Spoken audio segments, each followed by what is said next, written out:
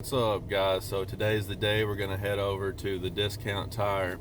The nearest store to me is about an hour one-way drive, so a little bit of a drive over there, but we're going to head over there and check out these Milestar Patagonia MTs. Now, I saw those tires, just a little backstory again in case you didn't see the other videos. I saw those tires about maybe a year or two ago when they first came out, and I thought those are really cool, but when it's a new tire that nobody knows anything about, you're a little skeptical of them. So I didn't really want to give them a try just yet, but there's been so many awesome reviews on those tires. So many people have tried them out and they've worked really great. And again, we put a set of them on my cousin's Ram 2500 and he loves them. And I got the chance to drive that truck this weekend, and they are in fact really smooth on the road, really quiet on the road. They drive great. And we had some snow this weekend. So it wasn't a deep snow, but it was another one of those where it covers the road with ice and snow, a slick layer, and those tires did really well. So finally was able to bag up a set of them, and we're going to head over to the Discount Tire. It took them about a week to get them, but they said they're in, so we're going to go over there and check it out. I've been kind of debating because the size I got is a 315/70/17, and those have white letters on one side and black on the other. So I've been kind of debating in my head, which side I want out. But I think I might go with the white letters out. I'm kind of old school anyway, so I might put the white letters out this time, see what that looks like. Anyway, let's head over there to the store, and I'll give you hopefully some footage later on. And what I want to do is I want to take some measurements and, get some specs on the tire for you guys like I usually do in case you're shopping them. And you want to know exactly how tall they are when you measure them and all that kind of stuff. Because as we know, when people talk about 35s, they're not necessarily exactly 35 inches. That's true of all tires because we measure differently than the tire maker does. We don't include the bulge of the sidewalls and all that stuff. So we always get different measurements. So I'm trying to get some specs for you guys on this tire. And then we'll just take them down the interstate and see what they sound like and how smooth they are. Now, these BF Goodrich KO2s that I have on here right now, these things are as smooth as silk. Out of all the tires I've run in the last 10 years, these are surprisingly smooth. I can take these to any speed that this Jeep will comfortably go, and they're just as smooth as glass. Probably the smoothest riding tires I've ever had. Really, really impressive. So, and the traction's been really good with them. So, I kind of probably shouldn't take them off the Jeep, but I really wanted to go with some 35s and move on up a size since I've got the room to do so. And I want a little more aggressive tire too, in case we hit some trails this year. So hopefully they can get these Milestars to roll smooth down the road like these do, because vibrations are a big pet peeve of mine anyway. So maybe we'll get them to do a road force balance on them and try to get them dialed in the best they can. But anyway, I'm gonna get off here now and we'll give you some more info here in just a little while.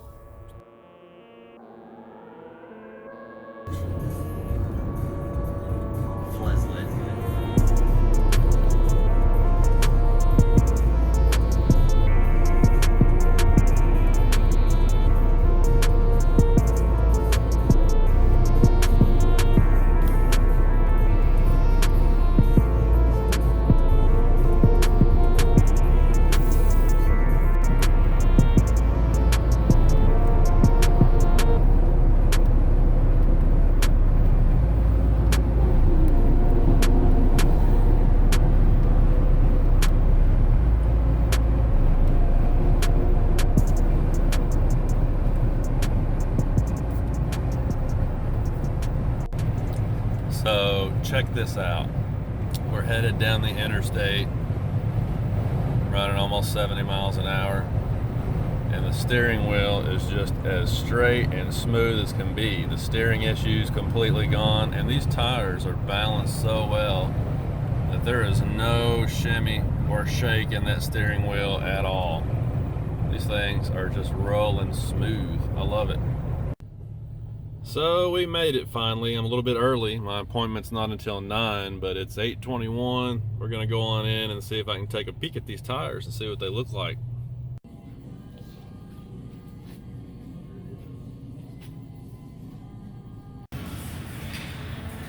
Going on.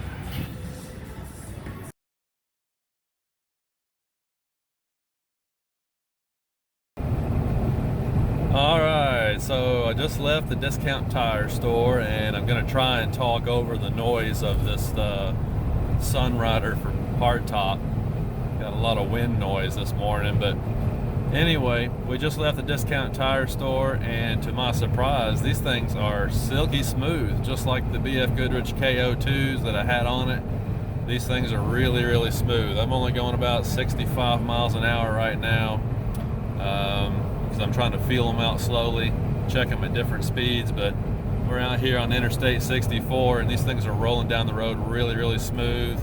As you can see, there's no shake or shimmy in the steering wheel at all. They're really quiet too. Take a listen.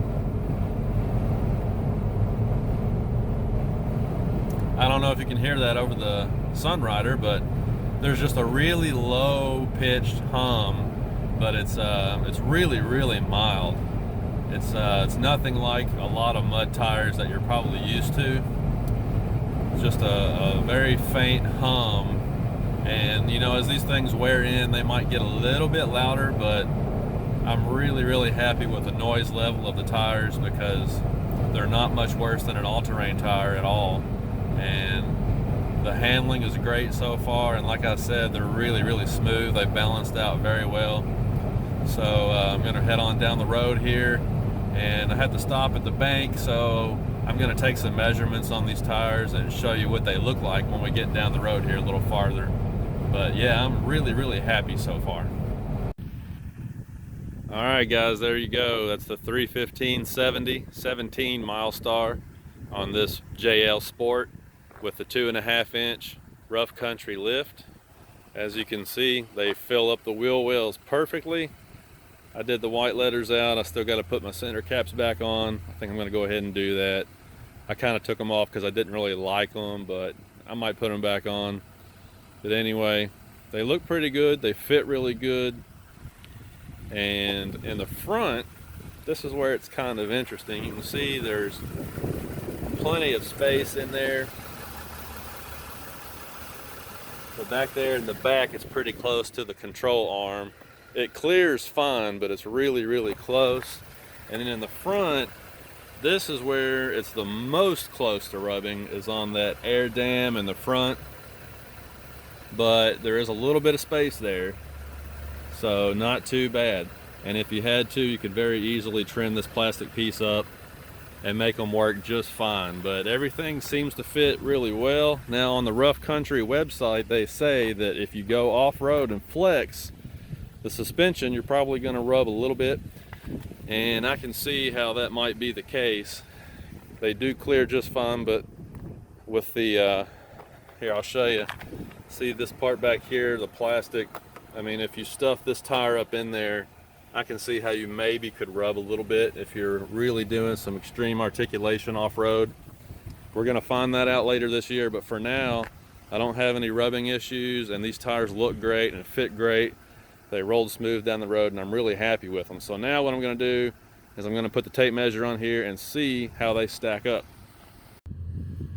All right, this is proving to be really difficult to do all by myself out here, but I've got a level on this tire and the tape measure, and you can see that it's right at about 34 1/8. It's kind of hard for the camera to pick it up, but it's just above 34 inches. I'm going to call it 34 1/8 inch tall, and that's with 35 pounds of air in the tire, and obviously the tire's on the Jeep, so you got the weight of the Jeep on there too. So just a little over 34, which is pretty surprising because that's way above where the BF Goodrich 285/75 was. It was right at 33 inches even on here. So I've got over a full inch of extra height from these tires. So now what I want to do is try to measure the width here. If I can get out of the light so you can see. And if I put the tape measure across here, try to go from tread to tread. I know the camera makes it look like I'm not, but it's just an optical illusion. I'm actually going from that inner tread block, the edge of it, to the outside here, and we're just shy of 11 inches. So the tire is probably about a foot wide, but the tread is only a little less than 11 inches wide as far as the tread goes. Well, actually it's more like 10.5 for the tread, so pretty typical for a tire of this size. So they do run pretty big as far as height goes, but the width is about average for a tire of this size, looks like. And the tread depth is supposed to be, according to the listing, 19-30 seconds, but I don't have my gauge with me at the moment. I'm going to actually check that and verify that later on today, but I can't do it at the moment. So there's one of the old KO2s, and now that these are on here, the old KO2s do look kind of small. It's pretty interesting. So, all right, I'm going to head over to the dealership and get the oil changed, and then we'll do some more with these tires later on. Thanks for watching. Well, I'm headed home. I got my oil and my oil filter changed, and I got 2 more free oil changes left because of the Jeep Wave program. So got that squared away.